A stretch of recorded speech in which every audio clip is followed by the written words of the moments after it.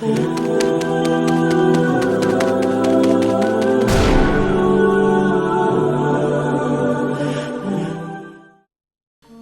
معاذ ابن جبل رضی اللہ تعالیٰ عنہ کے پاس بیٹھا کرتے تھے. فرماتے ہیں ان سے جو پیار بڑھا تو پھر میرا مصلی سے بھی بڑھ گیا. تابعی ہیں. فرماتے ہیں صحابی رسول سے محبت ہوئی تو ذکر سے بھی ہو گئی, پھر درود شریف سے بھی ہو گئی. محبت ان سے بڑھی تو پھر اللہ نے مسجد کا پیار بھی بڑھا دیا. آپ فرماتے ہیں کہ میری ہر وقت طبیعت چاہتی تھی کہ بس اللہ اللہ کروں, بس اللہ اللہ کروں, بس نہ میں ذرا تھوڑی جان چھڑاؤں لوگوں سے, کو 10 منٹ ملیں تو میں کچھ 4 نفل پڑھ لوں, میں تھوڑا سا نہ بچوں لوگوں سے, اور مجھے تسبیح ملے تو میں نہ کچھ 400-500 دفعہ استغفار پڑھوں, سبحان اللہ, الحمدللہ, اللہ اکبر, لا حول ولا قوت الا باللہ, میں نہ تسبیحات پڑھوں. فرماتے ہیں کہ بچے تھے گھر میں 6-7, غربت تھی, کام ملتا کوئی نہیں تھا, اور میں کام چور نہیں تھا, کام ڈھونڈتا تھا, پر اللہ کی قدرت کے کام نہیں ملتا تھا. فرماتے ہیں کہ میں نے ایک دن اپنی اہلیہ سے کہا کہ آج میں پھر جاتا ہوں کام ڈھونڈنے. تو میری بیوی بڑی فرما بردار تھی, پر اس دن نہ غربت کے ہاتھوں تنگ آ کے کہنے لگی, آج نانا کوئی تو چیز لے کے آیا, تو مجھ سے بچوں کی بھوک نہیں دیکھی جاتی. یہ سب روگاں دا روگ محمد جس دا نام غریبی, کنڈ بلا کے لنگ جاندے نہیں دوست یار قریبی. آج نہ کچھ لے کے آیا تو میں بچے لے کے میکے چلی جاؤں گی. شیخ فرماتے ہیں کہ میں بڑا پریشان گھر سے نکلا, پر میں نے صبح سے لے کے زور تک کام ڈھونڈا, کام ملا کوئی نہیں. تو میرے دل میں خیال آیا, چلو کام نہیں ملتا تو اللہ اللہ تو کرے نا, چلو بندوں کی مزدوری نہیں ملتی تو رب کریم کی عبادت ہی کرتے ہیں. فرماتے ہیں کہ میں نے نا فرات کے پانی سے وضو کیا, نہر کے, شدید دھوپ تھی, ساتھ ریت تھی, اور ریت تپ رہی تھی. میں نے اپنا رومال وہیں مصلی کے طور پر بچھا لیا, اور فرماتے ہیں کہ زور سے لے کر عصر تک نماز پڑھی, دھوپ بھی پورے زور پہ, پر میرے سجدے کا ذوق بھی پورے زور پہ. فرماتے ہیں سورج بھی چمک رہا ہے, اور رب کی عبادت کا ذوق بھی پورے زور پہ. میں سجدہ کروں تو پھر میرا اٹھانے کو جی نہ چاہے. میرے استاد لکھا کرتے تھے, یہ ان کا شعر ہے, وہ کہا کرتے تھے, مجھے سوز دے, مجھے ساز دے, اور مجھے نیم شب کا نیاز دے, دم سجدہ خود کو میں توڑ دوں, مجھے ایسا ذوق نماز دے. اور میں تیری بہار کا پھول ہوں, میں کھلا بھی ہوں تو تیرے لیے, مجھے میری شاخ سے توڑ لے, مجھے اپنی زلف کا ناز دے. بھائی فرماتے ہیں کہ عصر تک میں نے نفل پڑھے, دل ڈھلنے لگا, عصر کی نماز پڑھی, اور میں وہاں سے چلا. اب میں جب نکلنے لگا تو دل میں خیال آیا کہ چھوٹی چھوٹی دیواریں ہیں گھر کی, بغیر کچھ لیے جاؤں گا تو بیوی دور سے دیکھے گی تو شور کرے گی کہ پھر خالی ہاتھ آ گیا ہے. کہتے میں نے اپنے اسی رومال میں جس پہ میں نے نماز پڑھی تھی نا, رومال میں کی آخی دے پنجابی جو صافہ کہتے ہیں, اسی میں نا میں نے کچھ ریت بھر لی کہ وہ دور سے دیکھے گی تو سمجھے گی کچھ لے کے آیا ہے. چلو جا کے اسے بتا دوں گا کہ آج پھر مزدوری نہیں ملی. کہتے ہیں وہ ریت لے کر جب میں گھر میں گیا تو پہلے بیوی دروازے پہ کھڑی ہوتی تھی, پوچھتی تھی خالی ہاتھ آ گئے ہو؟ آج میں نے دیکھا تو ہے ہی کوئی نہیں. فرماتے ہیں میں اندر داخل ہوا, سلام لیے, کونے میں میں نے وہ رومال رکھ دیا, اور میں نے آواز دی کہ بھلی مانس کہاں ہو؟ تو وہ کہنے لگی آپ منہ ہاتھ دھو لیں, میں روٹی لے کے آئی. میں نے کہا روٹی کہاں سے آ گئی؟ یہاں تو کئی دنوں کے فاقے, تو کئی دنوں کی غربت ہے, یہاں تو اس گھر میں تو فقیری ہے. فرماتے ہیں کہ وہ روٹی لے کے آئی, اور اس وقت کی جو موجودہ نعمتیں تھیں, سمجھ لیں سلاد, اچار, ہر چیز ساتھ لائی. میں نے کہا کہ بچے کہاں گئے؟ کہنے لگی وہ کھانا کھا کے کھیلنے گئے, آپ کھانا کھا لیں آ جاتے. کھانا اس نے چن دیا. میں نے حیرت انگیز لہجے میں ساری نعمتیں اپنے دسترخوان پہ دیکھ کر کے بیوی سے پوچھا یہ کہاں سے آیا کھانا؟ بچوں کو تو نے کہاں سے کھانا کھلایا؟ یہ سارا کچھ کیسا ہے؟ کہنے لگی پتہ نہیں آج آپ کس کریم کی مزدوری کرنے چلے گئے تھے, پتہ نہیں کس کریم کی. میرے گھر میں تو اتنی نعمتیں آئی ہیں کہ مجھ سے سنبھالی نہیں جا رہی, اتنا اناج ہے, اتنا گندم ہے, کس کریم کے دروازے آج چلے گئے تھے؟ یہ کہتے کہتے وہ اٹھی, اور اٹھ کر کے کہنے لگی پہلے بڑا کچھ آیا تھا، اب کیا لے آئے ہو؟ اور جا کر کے نا اس نے وہ ریت والا رومال کھولا، کہنے لگے میں تو لے کے آیا تھا ریت، تو میرے رب نے اسے بھی سونے اور ہیرے بنا دیا تھا۔ جب آپ کی توجہ اللہ کی جانب، میرے نبی پاک صلی اللہ تعالی علیہ وسلم نے فرمایا ہر چیز اپنے رب سے مانگ، ہر چیز مانگ، ہر چیز مانگ۔ یا رسول اللہ کیا کچھ؟ میرے محبوب نے فرمایا تیرے گھر میں نمک بھی ختم ہو جائے تو وہ بھی اپنے رب سے مانگا کر، تو مانگنا وہ تجھے دے گا، تو اس کی بارگاہ میں کشکول طلب دراز تو کرنا۔ اور ترمذی شریف میں عجیب لفظ ہیں، رسول کائنات نے فرمایا، رب کریم فرماتا ہے جب میرا بندہ ہاتھ اٹھاتا ہے نا تو مجھے حیا آتی ہے کہ میں خالی کیسے لوٹا دوں اس کے۔ اتنے بڑے بادشاہ کی بارگاہ میں، او بھائی لوگوں سے عزتیں تلاش کرتے ہو تو وہ کیا تمہیں عزت دیں گے؟ وہ تو کل اچھا کہتے ہیں پرسوں برا کہنے لگ جاتے ہیں۔ لوگوں کے سامنے گڈ بک میں آنا چاہو گے تو وہ تو سویرے تمہارے بارے میں کچھ کہیں گے، شام کچھ اور کہیں گے۔ اپنی روحانی زندگی آباد کریں، اپنے مصلے کو وقت دیں، اور دنیا سے چھپ کر اس موبائل کو بند کر کے اور اپنے آپ سے بھی چھپ کے اور تنہا ہو کے چھپا کے سارا کچھ اپنے آنسو اپنے رب کی بارگاہ میں پیش کریں، اس کے حضور حاضری دیں۔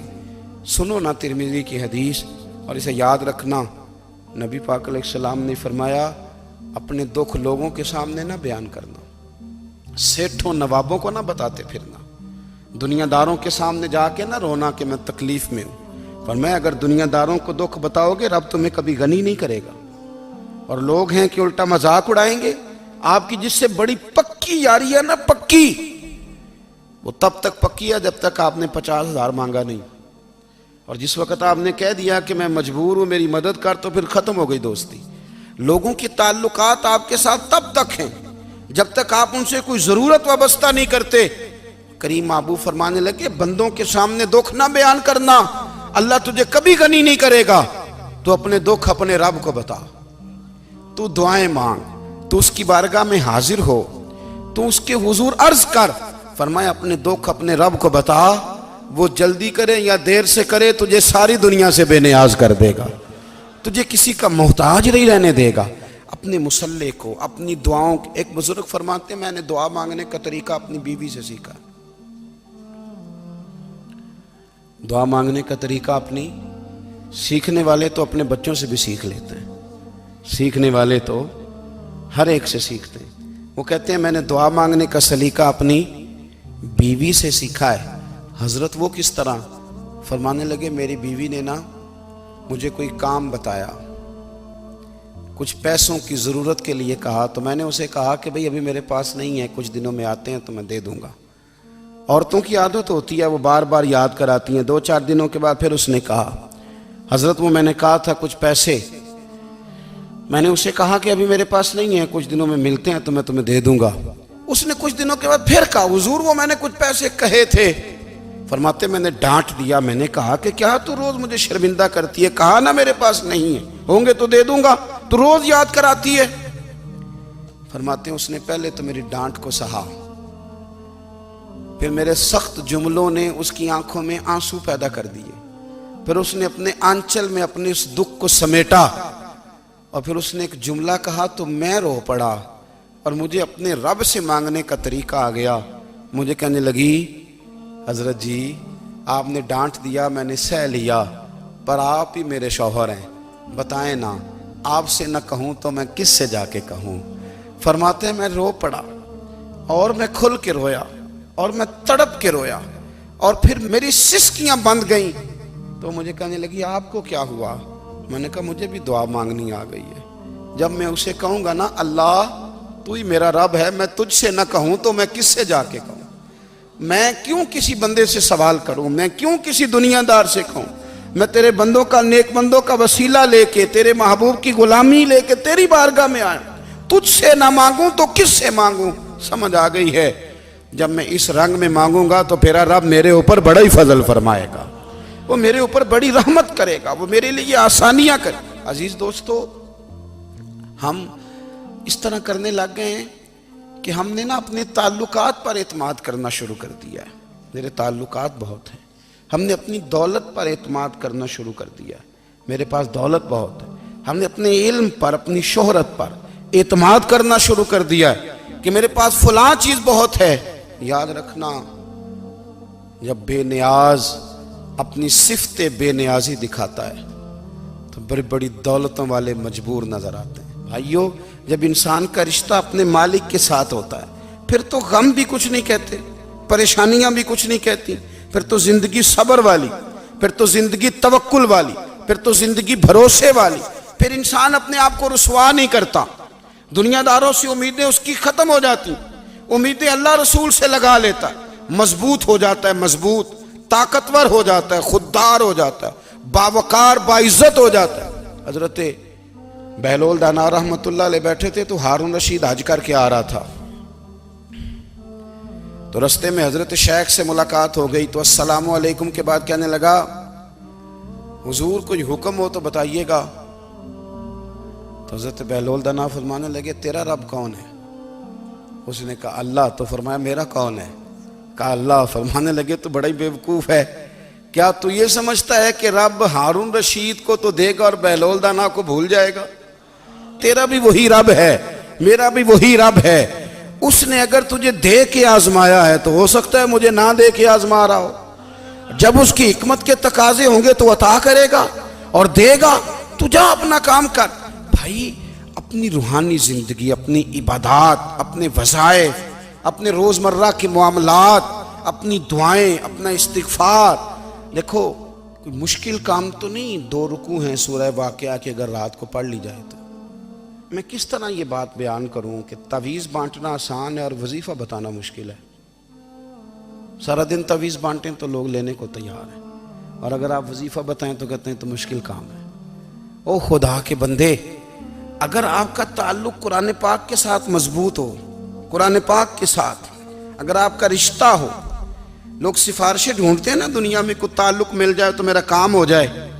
دنیا میں اتنا مشکل معاملہ ہے، آخرت میں مجھے بتائیے گا کتنا مشکل معاملہ ہوگا۔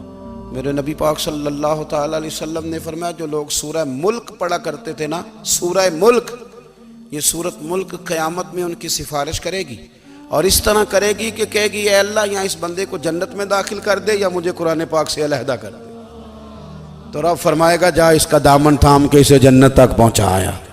آپ بات کو سمجھیں، جب آپ کے تعلقات اپنے معاملات کے ساتھ مضبوط ہوں گے، یہ نبی کریم نے وعدہ کیا ہے کہ تو سورت واقعہ پڑھ، تیرے گھر میں فاقہ نہیں آئے گا۔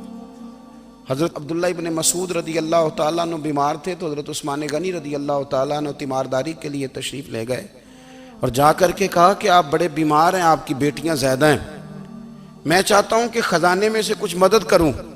تو سیدنا عبداللہ ابن مسعود رضی اللہ تعالیٰ عنہ اٹھ کے بیٹھ گئے اور کہنے لگے، امیر المومنین، اللہ آپ کو میری طرف سے، میری بیٹیوں کی طرف سے بہتر صلہ دے، میری بیٹیوں کو کسی خزانے کی ضرورت نہیں، میں نے انہیں خزانہ دے دیا ہے۔ کہا جناب آپ نے کون سا خزانہ دیا ہے، میں آپ کے مالی معاملات کو جانتا ہوں۔ تو فرمانے لگے، امیر المومنین، میرے نبی کریم نے فرمایا ہے جو سورت واقعہ پڑھے اسے کبھی فاقہ نہیں آتا، میں نے بیٹیوں کو یاد کرا دی ہے، یہ خزانہ میں نے انہیں دے دیا ہے۔ وہ سارے والدین سنیں جو بیٹیوں کے لیے پریشان رہتے ہیں۔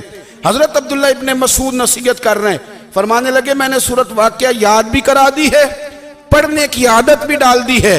حضور نے فرمایا ہے جو سورت واقعہ پڑھے اسے فاقہ نہیں آتا۔ کہنے لگے چاند تو اپنی جگہ چھوڑ سکتا ہے، سورج گر سکتا ہے، تارے ٹوٹ سکتے ہیں، پر مدینے والے رسول کی بات غلط نہیں ہو سکتی۔ حضور نے فرمایا فاقہ نہیں آئے گا تو انشاءاللہ کبھی بھی نہیں آئے گا۔ کرنے کا کام یہ ہے کہ ہم اپنے معاملات، اپنی عبادات، اپنی دعائیں، کبھی 10 منٹ عادت ہو جائے نا دعا مانگنے کی علیحدہ سے رات کو۔ حضور نے فرمایا جو فرض نماز کے بعد دعا مانگے اللہ اس کی قبول کر لیتا ہے۔ نبی پاک صلی اللہ تعالی علیہ وسلم نے فرمایا اللہ مسافر کی دعا قبول فرماتا ہے۔ حضور نے فرمایا اللہ مظلوم کی دعا قبول فرماتا ہے۔ حضور نے فرمایا بیمار سے دعا کراؤ اللہ اس کی دعا قبول فرماتا ہے۔ میرے نبی پاک نے فرمایا ماں باپ جب بھی اولاد کے لیے ہاتھ اٹھائیں، ویسے تے بلے شاہ تو آسمانی اڈدیاں ہی پھڑ دیں، جڑا گھر بیٹھا انہوں بڑھیا ہی نہیں۔ حضور فرمانے لگے ماں باپ جب بھی اولاد کے لیے دعا فرمائیں اللہ ان کی دعا کو قبول کرتا ہے۔ آپ اپنا تعلق بنائیں، دعا کے ساتھ، عبادت کے ساتھ، مصلی کے ساتھ رشتہ بنائیں، استغفار پڑھیں۔ صلاح الدین ایوبی صلیبی جنگوں میں تھے، رات کو مسجد اقصی میں نماز پڑھی تو پریشان تھے۔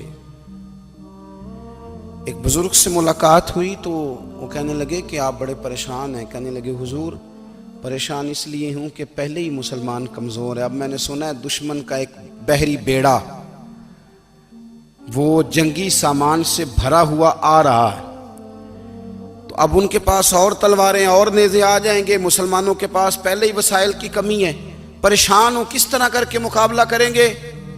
یہ بات کہتے ہی صلاح الدین ایوبی نے بزرگوں سے کہا حضور آپ بھی دعا کرنا، دعا کی بڑی طاقت ہے۔ میرے نبی پاک نے فرمایا دعا مومن کا ہتھیار ہے، دعا مومن کا حضور نے فرمایا تقدیر کو سوائے دعا کے کوئی چیز نہیں بدل سکتی، دعا مومن کا ہتھیار ہے، یہ کافر کے پاس کوئی نہیں، یہ ہتھیار ہے مومن کا۔ اللہ کرے آپ کو سمجھ آئے، پھر سنیں، کئی بار کہہ چکا ہوں یہ ہتھیار ہے۔ کافر کے مقابلے میں جو تیرے پاس سب سے بڑا ہتھیار ہے وہ دعا ہے۔ دعائیں کرانی چھوڑ دی، کرنی چھوڑ دی، لینی چھوڑ دی۔ حضرت سیدنا انس بن مالک رضی اللہ تعالیٰ عنہ فرمایا کرتے تھے میں نے وہ رنگ دیکھا ہے جب حضور دعا مانگتے تھے اور حضور کی مقدس آنکھوں میں آنسو بھی ساتھ ہی بہا کرتے تھے، میں نے وہ انداز دیکھا ہے۔ تو صلاح الدین ایوبی بزرگ سے کہنے لگے آپ بھی دعا کیجیے، اور خود رونے لگے اور سر سجدے میں رکھ کے رونے لگے، اور عشاء سے لے کر فجر تک روئے، خوب روئے۔ صبح وہ بزرگ آئے تو صلاح الدین ایوبی کا خوبصورت اور ہنستا ہوا چہرہ دیکھا، کہنے لگے آپ بڑے خوش ہیں، رات تو میں نے بڑے روتے ہوئے دیکھا تھا۔ تو کہنے لگے حضور وہ جو بحری بیڑا آ رہا تھا نا وہ پانی میں ڈوب گیا ہے، اب وہ نہیں آ رہا، ابھی خبر آئی ہے تو میں بڑا خوش ہوں۔ بزرگ کہنے لگے اٹھ سینے سے لگ، اور سن ایک بات، وہ بحری بیڑا پانی میں نہیں ڈوبا، وہ تیرے آنسوؤں میں ڈوب گیا ہے۔ وہ جو تو رات رویا ہے نا رب کریم کی بارگاہ میں تو وہ ڈوب گیا ہے۔ بھائی اپنا مصلی کا، عبادت کا، وظائف کا، اللہ کا سلسلہ اس کو مضبوط کرے، اپنی دعاؤں کے تعلق کو مضبوط کرے۔ دعائیں بڑے انقلاب برپا کر دیتی ہیں۔